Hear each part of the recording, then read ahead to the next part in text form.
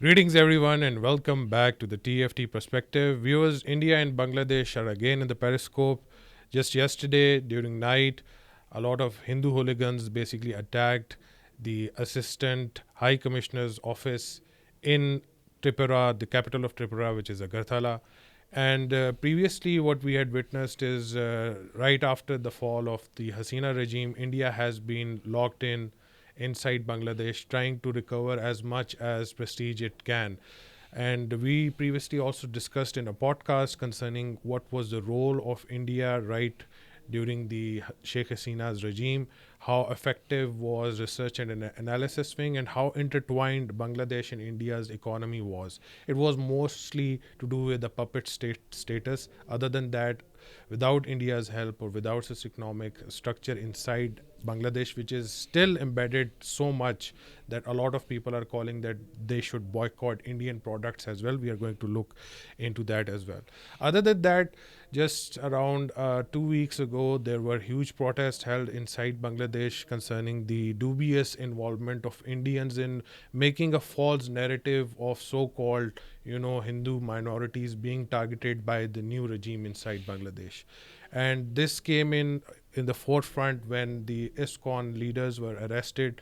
iskcon is an organization that has been operating inside Bangladesh for quite some time. It's a very controversial organization, stands for International Society for Krishna Consciousness, and it's mostly to do with charity work and other aspects as well. But we are going to expose that how research and analysis wing basically operates ISKCON indirectly, and it facilitates them in assassinations and extremism in other countries. So we have with us Mr. Vakar K. Kori. We're going to discuss the issue. First, sir, the response coming from Bangladesh regarding this heinous crime committed in the Indian soil against the Bangladesh diplomats is that no more Indian, help, or no more Indian coordination. We need to boycott them, and they are asking from the Indians that they should take severe action against those who committed this sin.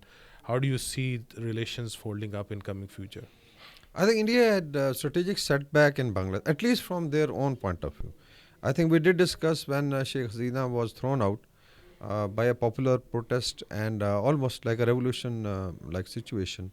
India has been, first trying to basically feel the situation. There were a lot of conspiracy theories, like the Christian state coming up within Indian Northeast, India, and Bangladesh and Myanmar.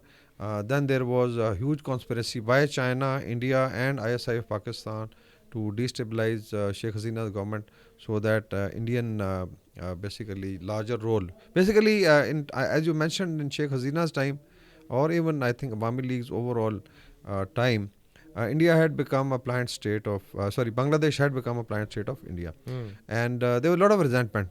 Now, if you look at the social media, because of the ISKCON controversy, or there was also an assassination of Saiful Islam, Yes. Akif, and a disabled, lawyer who was most probably massacred That's where the entire ISKCON scene actually erupted inside by Bangladesh. the Hindus. Hmm. Now, the Indian media is also now trying to, I think, do two, three things. One is that they are trying to downplay Bangladesh, trajectory of economic development, and saying that it's gone to, it has gone down very badly. Everything is down. It was India mainly, which was, giving the boost to Bangladeshi businesses and trade and commerce. And the other is that they are trying to undermine Dr. Yunus government, also linking it with ISI, or at time with CIA, at time with Chinese intelligence. The very weird controversy also came in that this is to stop Tulsi Gabbard from taking office. In fact, they say that she is a very prominent member of ISKCON inside US. Since Bangladesh is going to declare ISKCON as a terrorist organization, this is going to affect Mrs. Tulsi Gabbard's office. Yeah, I think Godi media is very, very. I think at times it's very And it's funny. being sponsored by Hillary Clinton. My goodness, Godi media should be actually watched as a comedy. Look at Adam Goswami. Look at this. The so-called strategic analyst Gaurav Arya, General G.D. Bakshi. I mean, even I think serious people like Sushant Sareen or Sushmita Prakash, they all look like jokers. And then there's a list of Indian Godi media jokers. But I think this is becoming very, very serious. Now, Agartala is very historic. Agartala Infamous for conspiracy, yeah, very infamous for yeah, that. and it is like that Sheikh Mujib had conspired there, and then now people are coming out. I think there were a lot of Bangladeshi intellectuals, old timers, old guard who were saying that yes, it was hatched, and Sheikh Mujib's statues were thrown, and it is being said that this old enmity between Pakistan and Bangladesh has been now is actually drowned in the Bay of Bengal, and that's the main I think cause of pain for Godi media, for research analysis wing, because Doval was highly embarrassed when suddenly they found that within a week Sheikh Hasina had to leave. So all told, these are some of the factors. Coming to ISKCON, now if you look at its foundation, this was 1966, and this was Swami, basically Prabhu Padda, who basically laid the foundation in New York. And then I remember when we were kids, the song Hare Krishna, Hare Ram Yes, was very yes. popular. No, let's say, offense to any religion or let's say their ideology. But ISKCON has had a, I think, dubious role. It has a very bad reputation. In fact, it was banned in 1977 inside Singapore. They cited that it's an extremist organization that's trying to brainwash people. And the latest ban came from Russia in 2016, again with the same reasons. And 2012, Kazakhstan also banned them. So it's a very weird organization, I would say, which has a dubious name as well as has extremist links as well. And other than that, if a lot of Indians might get triggered by this, but its main purge for ISKCON is actually coming from India itself. A lot of Indian temples suggest that ISKCON is manipulating the Bhagavad Gita and generating their own verses in it, and that's the cause of concern for them. I think this is quite interesting history of ISKCON. I think there are a number of reasons. Like a friend, let's say a friend of India, like Russia, would never say that it was only, there was something else that they found. I think our research suggests that ISKCON was also used as a plank by some of their intelligence agencies. So the term, as basically, if you look at Chanakya's strategy or mandala theory, so there is definitely a role to be played by the religious scholars or let's say the upper class Brahman also. So I think there is some linkage. Let's suppose Singapore banned it or Russia. These were friends of India. I'm sure they must have found even something. Kazakhstan is somehow very friendly with India. So it means that they found something dubious, and then of course they said that probably the ideas are extremist or it is not as per the culture of that country. A lot of Catholic groups inside US who are very staunch allies of the President-elect Trump have also signed petitions for its ban. Is it? Yeah. And where does Tulsi Gabbard, figure it in this entire thing? One is, I think, why Bangladesh is now concerned. Now, ISKCON also became, I would say, a subsidiary of Research Analysis Wing in Bangladesh. And if you look at this guy, Chinmoy Krishna, he was also a figurehead.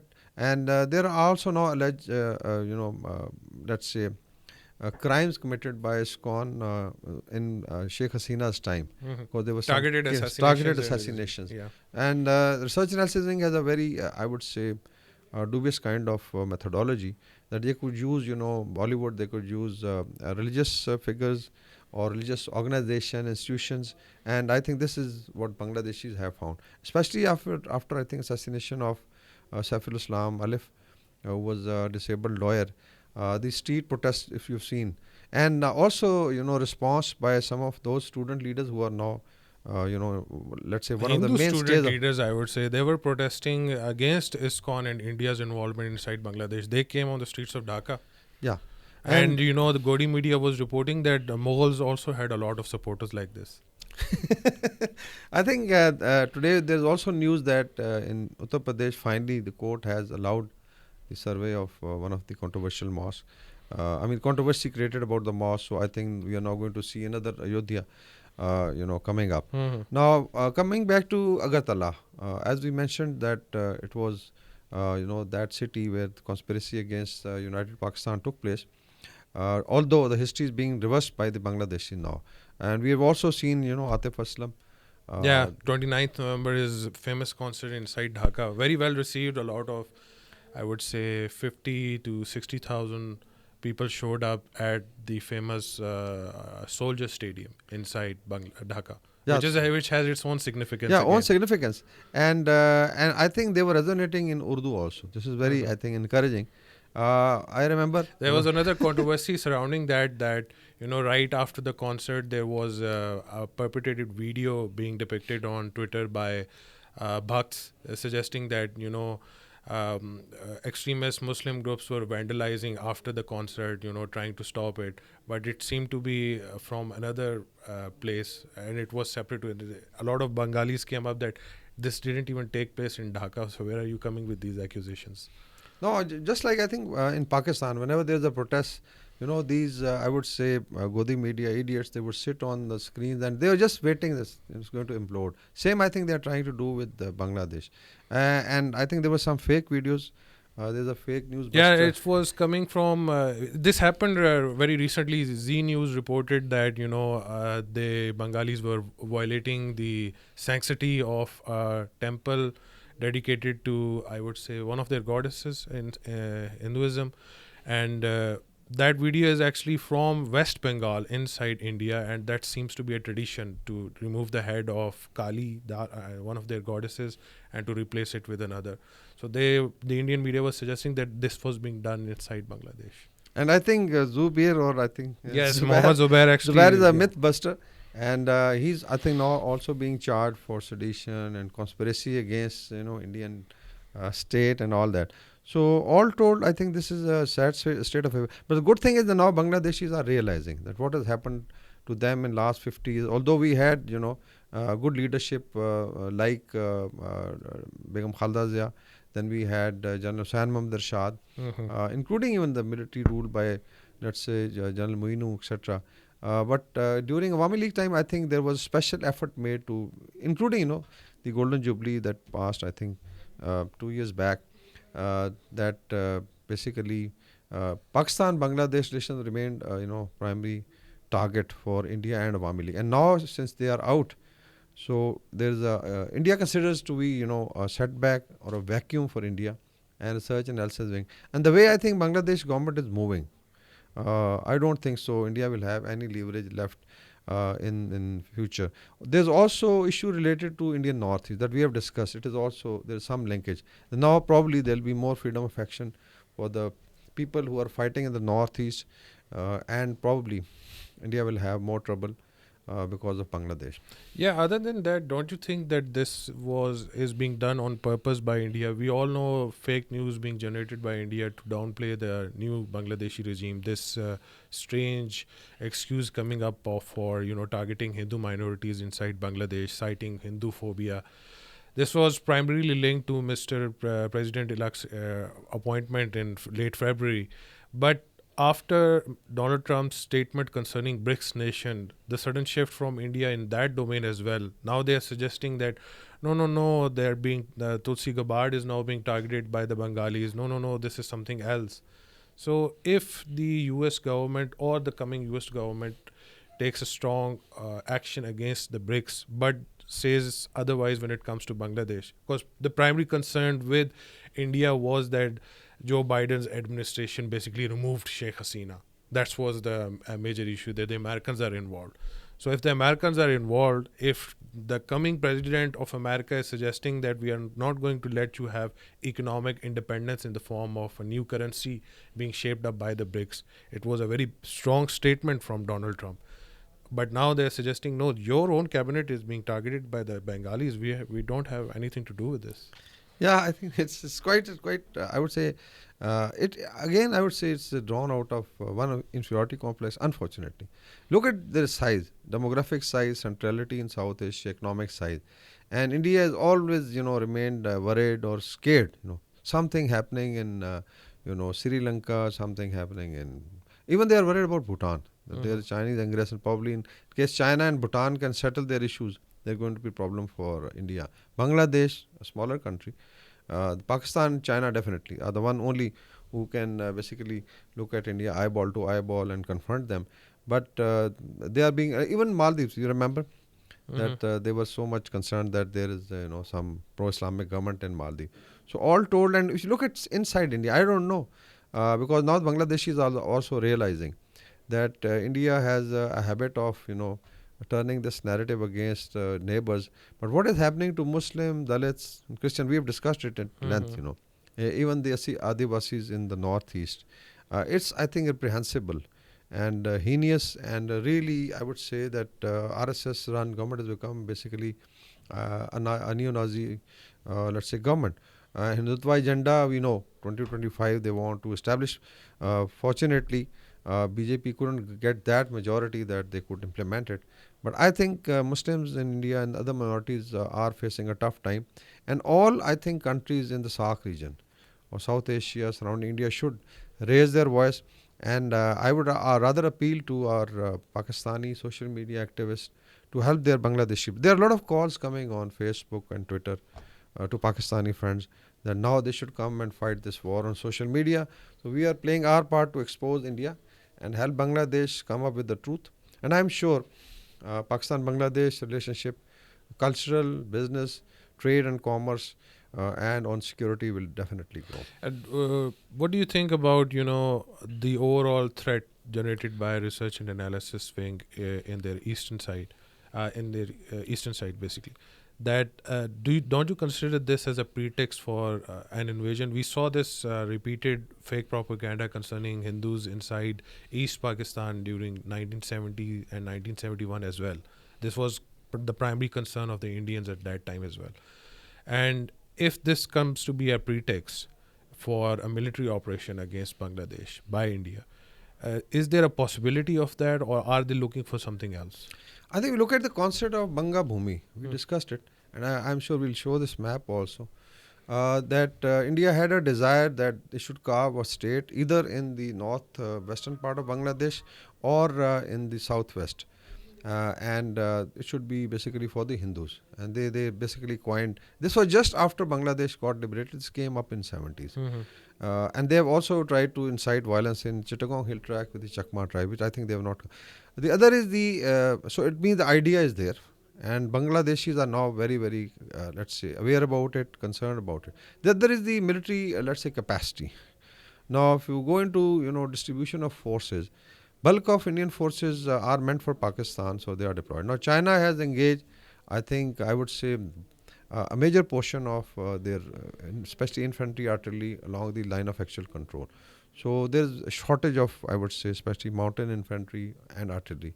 Then we come to Eastern Command, which basically takes care of Bangladesh or Myanmar. They are again, because they look after Arunachal Pradesh, and they are very high mountains, so it means that Eastern Command is almost 2/3 is committed. And China has already declared that this is South Tibet. So I don't think so, India, and if you, I think, look at Bangladesh, I think they are now almost 8 division plus force. They have a good air force also, and now there is a definitely an understanding between Pakistan, Bangladesh and China. In case something happen, inshallah, we would help them. And Bangladeshi do look to Pakistan for. So I don't think so India has military capacity. The only thing is the kind of propaganda to pressurize, and in case they want to try it, they can send some of the Abhinandans and try it. Yeah, I know. So other than that, they can go for proxy warfare, create militant groups out of these organizations which can target the current regime. One R&D research analysis wing was already doing it. Like Chakma tribe, then some Hindu organization, they are also social media. And they feel that they can bring in chaos. So this is one strategy or a color revolution. But I don't think so this would happen, because now there is a tight grip by the government. I would say that India should be worried about a proxy wars. Let's say in case Bangladesh the surrounding regions of Bangladesh. Yeah. So if you look at India northeast, it is said that Bangladesh is surrounded by India from 3 sides, but that is also true that Bangladesh surrounds India northeast from 3 sides. This is very interesting. So in case India wants to take a chance, they can try it.